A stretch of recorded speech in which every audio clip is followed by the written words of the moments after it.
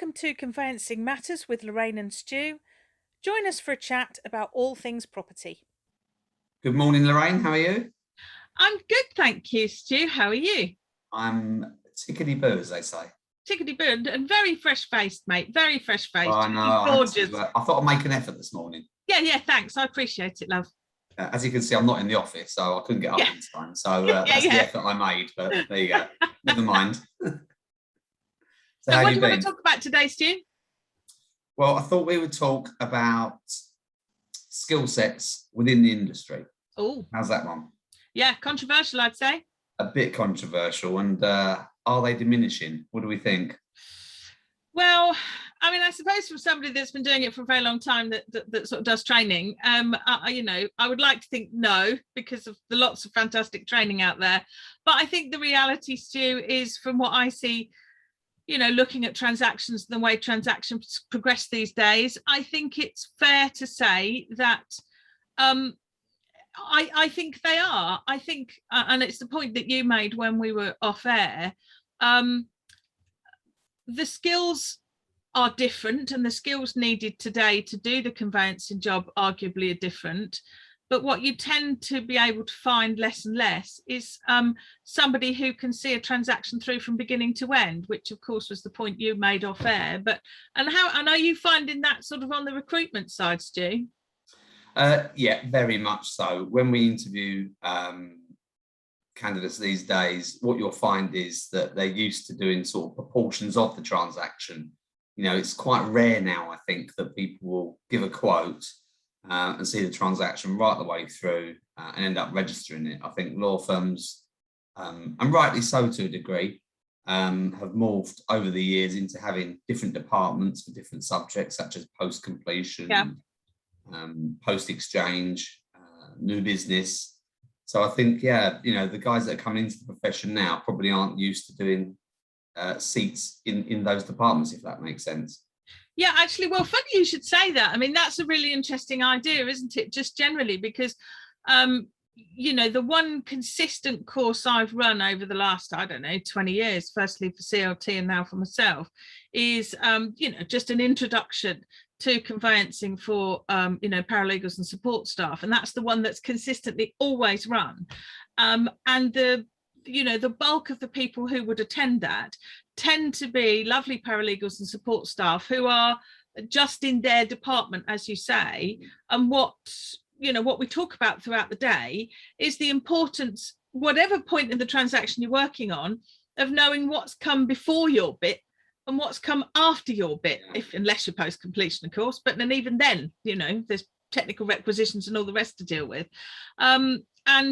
And I always found, well, hopefully, by the end of the day, delegates always felt much more comfortable knowing where they sat in the process. But I mean, solicitors have qualified, at the way we've qualified for, well, years and years and years, hundreds of years probably, has, as you've just said, doing a seat in different practice departments. But funnily enough, your idea, what you've just said there about even if somebody's going to end up in one particular team, whether it's, preparing the contract, exchange, post-completion, whatever, it would be a really good idea for them to actually do seats in the other departments so that they've at least got a better idea of what comes before and after.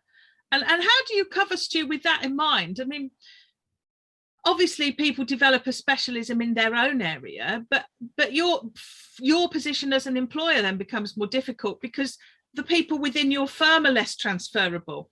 Because if you've got 3 people in the post-completions team off, you can't deploy anybody else internally.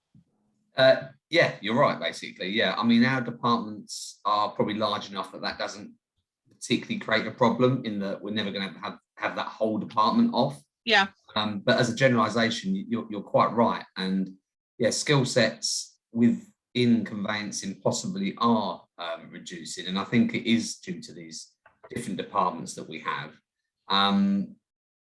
In terms of the way we deal with it, it's simply training. People move around departments, they get trained accordingly. So that's simply the way we deal with it. But we notice more and more as we interview people from different firms that there are an array of departments now. I always, class sort of a standard firm as having a new business department, an accounts department, post completion, and maybe post exchange. But I think there's more now. There's more and more and more. There's a couple of local firms to us that have every part of the transaction as a department. So there are people that only send out draft contract packs, for example. There are people that only order searches and then do search reports.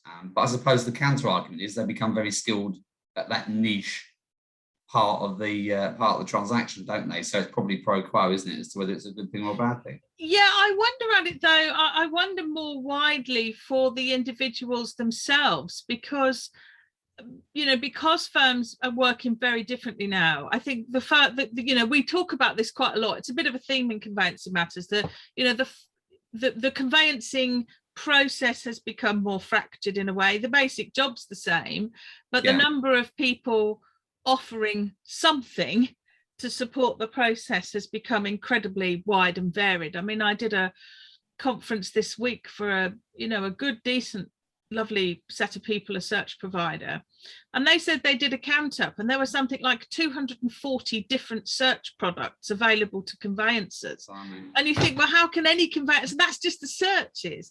But what worries me about, frankly, and I don't want to sound ageist when I say this, or youngest, but I worry about younger people coming into the profession, because they are only going to have one skill set, which by definition, as they try to progress, it is not going to make them as individuals more transferable, because they're not necessarily going to be going to a role where the firm that they're going to has replicated the way that the firm they're coming from works, if you know what I mean. Yeah. I mean, before, conveyancing was conveyancing, and you did everything, so you could go anywhere.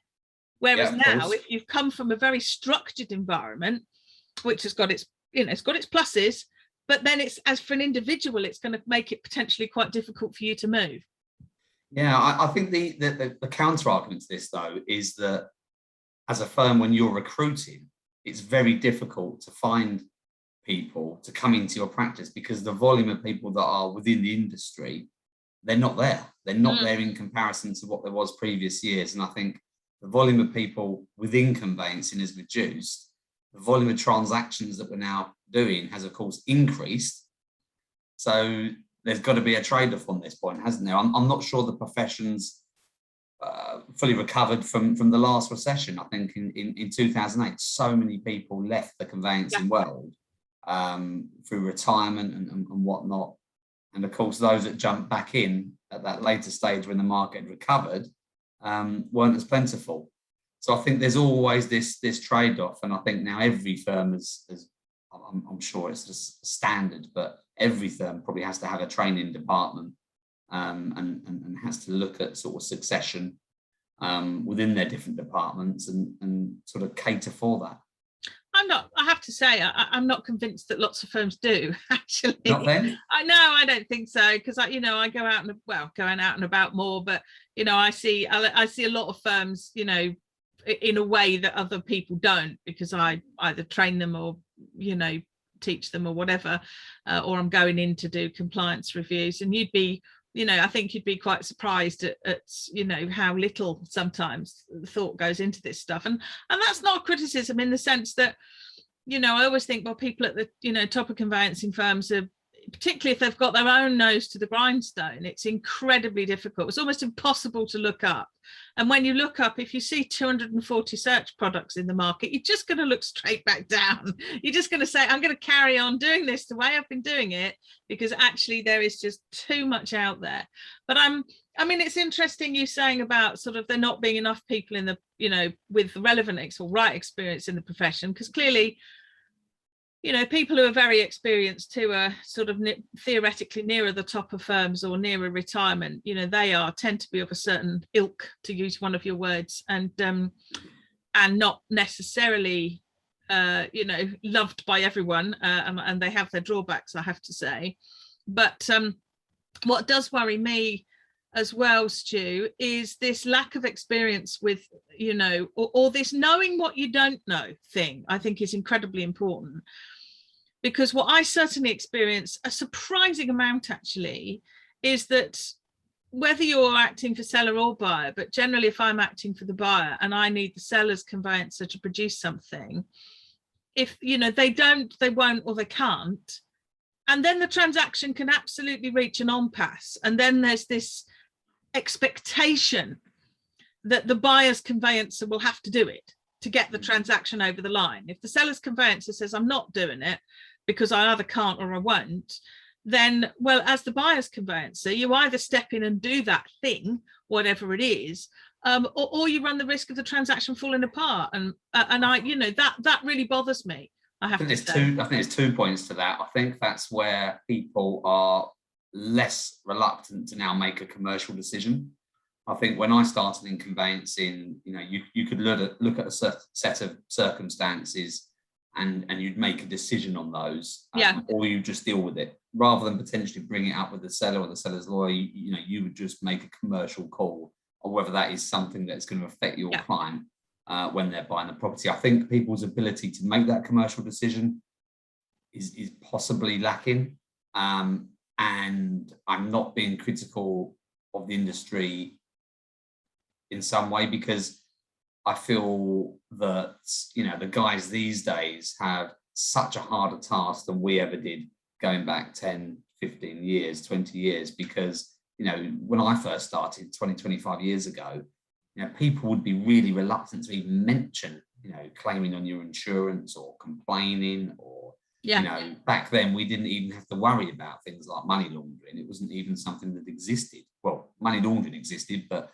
us worrying about it certainly wasn't on the radar. So the guys now have so much more risk attached to each conveyancing matter, substantially more risk, I would say, as well, that I can appreciate. It is a lot harder to make a commercial decision, because if you work for a practice, that commercial decision you make, if you get it wrong, has dire consequences, doesn't it? So again, it's always this balance, isn't it? It's always this balance all the time. It is. I think you're right, Stu. I think you're right to an extent, but I think it goes back to my knowing what you don't know point. And this is where I think firms are failing their staff, and failing to sort of support their staff, because I mean, again, you said off air, and it's quite right. It's quite true. And I did this a couple of days ago at a conference. You give all of the consequences of getting the AML stuff wrong, which culminates in 14 years imprisonment and or a fine. And you think, God, why am I getting out of bed? But does that make it attractive for people to come into the profession? It doesn't. Well, that's the thing. The burden that we have on our shoulders, and then that's something that's, to the non-conveyancers out there, it's so difficult to explain, isn't it? The burden that we have on a daily basis, the risk we have on these files. You make a mistake on these files, you're talking hundreds of thousands of pounds. You are talking, in theory, possible imprisonment. These are the risks that you're taking. Do you get paid to navigate those risks? Well, I think the reality is that a lot of people certainly our fees aren't enough, are they? Well, no, they've never been enough, quite frankly. All we've done is have a race to the bottom on that, which we've said more than one occasion on here. But I do think that firms are failing their colleagues and their staff to some degree, because one of the absolute central themes I have, any training I do, and this all ties into risk management, it is the importance of, as an individual, knowing what you don't know. And I had, it's a small, but, and I perhaps even mentioned it before, so forgive me if I did, but, it's a small but significant example. So I was locating me on a matter.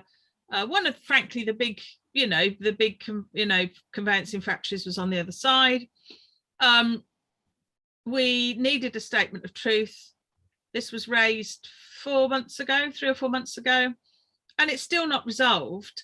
And the person who was acting for the seller was just one of the worst documents I've ever seen in the history of my, professional career.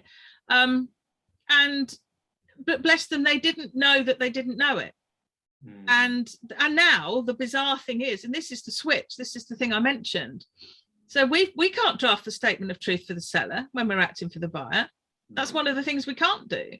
And they came to us and said, well, you tell us what indemnity insurance you want.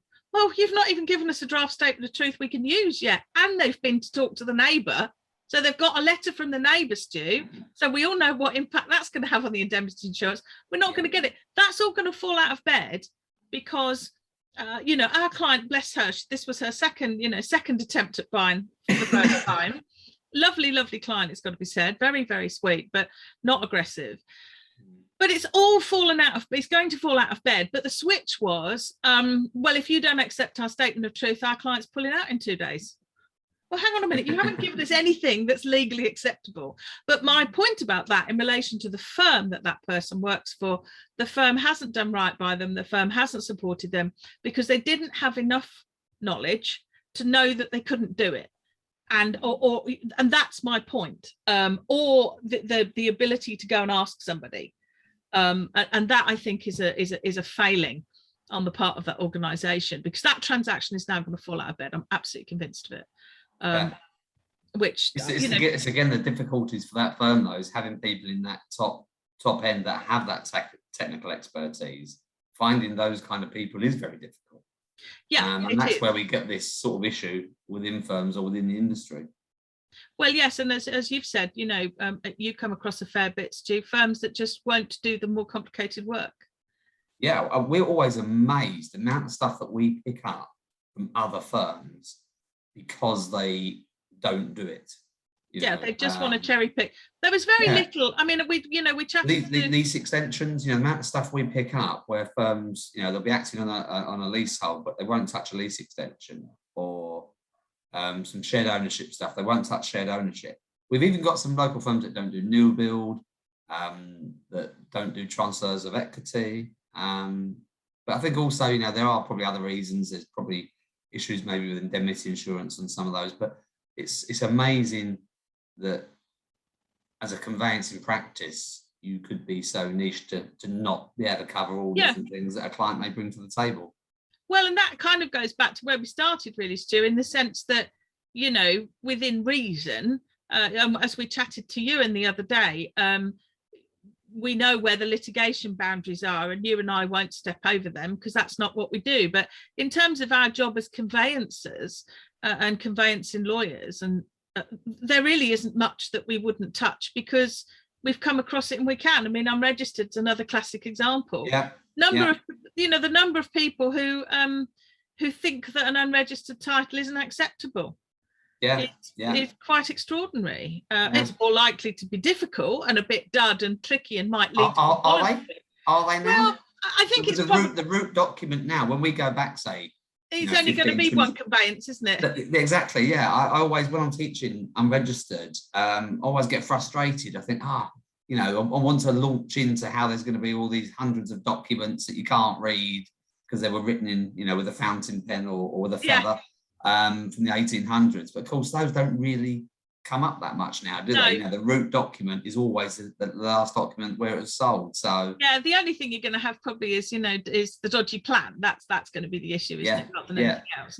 But again, it's just this idea that that people can't deal with it, but not. I accept that people can't deal with it, Stu. That's actually acceptable risk management, but it's that they don't recognize it. They haven't even been given enough support to understand. Well, like I said, I keep saying about it, but sort of knowing what they don't know. But actually, what's occurred to me as we've just been talking, Stu, is about the because again, another theme of ours, apart from why we're doing it, is this thing about the job itself of conveyancing being the investigation of title essentially hasn't changed. So what has? But of course, you've kind of answered it without saying it specifically. I mean, the massive, and I think what people outside our profession need to understand or think about is that actually what's changed for conveyancers, it's the external pressures, because it's the external pressures from government, the Treasury, our regulators, money laundering, etc. That's all external to what we do as conveyancers. And we seem to have become the, just the complete gatekeepers for all of this. And yet NatWest can admit to allowing, 200 and something million pounds worth of cash being paid in, and NatWest failing on its money laundering responsibilities, which was, came out, well, reported earlier in the year, but they admitted it in the last week or two. And you think, and we're supposed to be the gatekeepers for a client paying £2,000 worth of cash directly into our client account. Yeah. It all just seems completely. The problem with money laundering, I'm still kind of confused with money laundering and people's attitudes towards it, because I was on a networking event last night, and a particular chap there was moaning about his lawyers, and he was saying that they were asking for his bank statements and stuff like that. And I'm thinking, really, in this day and age, why would somebody think that you wouldn't have to produce your bank statements? It's strange, isn't it, that people still are quite blasé, as in the general public, towards money laundering. But we've got quite a large work provider, and they send us these reports, and they call it ID and AML checks. But actually, there's no AML check in there whatsoever. They've done the ID check, but there's no AML check in there. And I think, outside of our industry, people have no idea the extent that we have to go to. And it might not be investigating our direct clients' money. It could be, their giftors' money and so on and so forth. And, you're investigating the title, but you've got to pay quite a lot of time to investigating where that money's come from as well. Well, that's the thing, really. Part of the job now, isn't it? And well, it's not that's the sort of thing. You can't just all of a sudden, I've got a bank statement, they've done this, bang. Rarely you're going to get all the paperwork in one go and be able to sign it off. It's an ongoing process, isn't it? Yeah, but again, over a period of time. I know we've had a separate money laundering YouTube chat on Conveyancing Matters, Stu, and I think it was quite reasonably well viewed, because it sort of hit a nerve, and it is something that firms don't think enough about. But to kind of go back to what we were talking about, I think younger people coming, or anybody coming into the profession now, whatever their age, as we've just said, it is a very different place to be. And indeed, the course I just mentioned a while ago, that sort of morphed into, it was a one-day course, an introduction to conveyancing. But interestingly, I would spend, a quarter of the course, if not more, just talking about the money laundering, the ID, the risks, the client setup, conduct, all of that, before I even started to talk about conveyancing. But because that's such a big part of what people do. So I suppose we could probably carry on talking about this for a long time. But so what's our conclusion then? I think it's fair to say that people in the conveyancing profession now, I think what we don't want have a harder time in a way. Without doubt, it's a much harder time. It's a much harder time. There's much more pressure than there ever was, and that's also in relation to every department. I think I don't want to keep going back to the old days, Christ, but in the old days, you could afford to take a call from somebody and probably send them the quote in the post that night. They wouldn't have received it to the next day. Now we're under pressure to get that quote out within 15 minutes of the call. Our post-completion department, they've got constant pressure from lenders to get charges registered within certain timeframes. So the pressure is all around. I think it's every department now within the conveyancing sector has these pressures. Also, I don't think we want to end on a sour note in sort of running down the industry and the people working within it. I think, these separate departments have meant, and this will be a controversial comment, have meant that I think the conveyancing process has got slicker. If you take into consideration the additional volume of work that we've had to contend with, I actually think that the conveyancing process actually to a degree is improved with having different departments. If you think back, say, 20 years, I think I was telling clients an average transaction would take around about 12 weeks. You forward it 20 years on, an average transaction, pre-COVID, I was saying would take around about 12 weeks. It's the same time frame. Yet 20 years on, the job has to be double what it was before. It has to be double the amount of work on a conveyancing transaction. Yeah, it's interesting. It's double the amount of work, and yet the outcome for the client is the same. They're still moving from house A to house B and discharging one mortgage and get another one. That fundamental core part of the job hasn't changed. So we've got all these external sort of regulatory pressures that have been imposed on us. We've allowed ourselves a sort of downward pressure on legal fees. And in some ways, in terms of a broad skill set across the transaction, you know, the profession has become very, very fractured. I'm not sure I would agree it's better now. I've got to say, I don't think it's necessarily better than it was. You know, we've talked about, you know, the old partner buffers who would sort of, you know, toddle off. If you had to do money laundering, AML checks 20 years ago, if you had to submit all your, tax monies online, filling out forms, etc., rather than simply getting a wax seal on a transfer, if you had to do all the work that you do now 20 years ago, you'd never get it through in 12 weeks. No, I suppose that, no, that's fair enough. You wouldn't have the resource, you wouldn't have the platforms that exist today to be able to do that.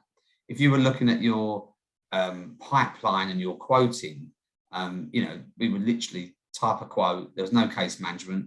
We would simply type a quote up and you'd save it and you'd add them all up at the end of the day. You know, all this is now electronically and automated done. So I think that if you did the job now, 20 years ago, with the resource you had 20 years ago, it certainly wouldn't be a 12-week job.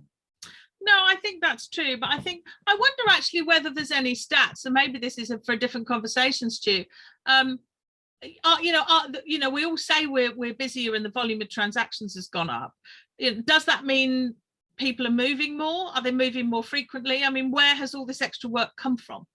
Where have all, have we got, I don't know, and that's a stat I should probably have, but are we as a profession dealing with X% more, transactions than we did 20 years ago? I mean, that, would be an interesting statistic. And if so, kind of why? I think whether that's you could break that down in a number of different ways, couldn't you? Because are we as a profession dealing with more? Are we dealing with more per person? Yes, because I think the financial implications and the drive on fees being lowered has meant that each person as a man will deal with more. I think, 20 years ago, you might be looking at 20 matters per man. You're talking probably double that now. Yeah. So I think as an individual, you are doing more. Whether that's replicated across the whole industry, I don't know. But I would imagine with the increase in housing, I would have thought it must be. Yeah, I don't know. I mean, actually, we'll have to ask young Russell. Russell's all over his stats. He'd probably be able to tell us. But as I say, I mean, I do think some skills are being lost. I do think, as you say, to try and sort of end on a high point, I think what would really benefit the individuals within firms, if not necessarily, a perception from the firm themselves, particularly if they're a larger organisation, is to actually equip their staff more effectively to understand what's going on across the transaction. And I think that's actually really, I think that's a trick that firms are missing, particularly smaller ones, I have to say, who have compartmentalized the work, because it does mean that people can't sort of transfer across departments as easily as one might hope. But as I say, I completely agree that it's become a harder job. But I also think what's interesting is largely because that's because of external factors rather than anything that's from within the profession itself. But so any comments you want to make in conclusion, Stu? Not really. I think I've said my piece. I still think it's a lot harder these days. I think I do feel sorry for the guys that are coming in now. The volume of risk, that they have to shoulder on a daily basis is very difficult. And I think that impedes people being able to make that commercial call and stuff. No, I agree. I definitely agree with that. And of course, again, arcing back to another discussion we had a couple of weeks ago that, created quite a bit of interest to you, is just you've talked about clients, not, when we started, never really thinking about sort of complaining or threatening to sue. But I think it, and not to kind of rehash a previous discussion, but I think the level of unpleasantness, shall we say, that our staff have to face these days is just, it would just never, ever have been anything like that when we started. Nobody would have thought well, nobody would have thought it appropriate to speak like that to anybody, let alone to their law firm.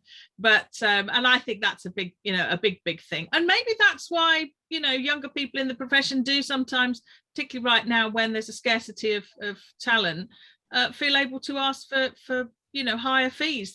Maybe my perception is that they're losing legal skills, but actually they've got to develop other ones, and I think that's probably probably a fair point. And if they're going to be able to cope with that tidal wave of nonsense, then they deserve to be paid for it. Not too much more. No. All right, Stu. Well, that was a really interesting one, and I think went in a direction we didn't necessarily expect. So, well, thanks for that, Lovey, and I will. I'll see you soon. Have a nice day, and see you soon. Take care, love.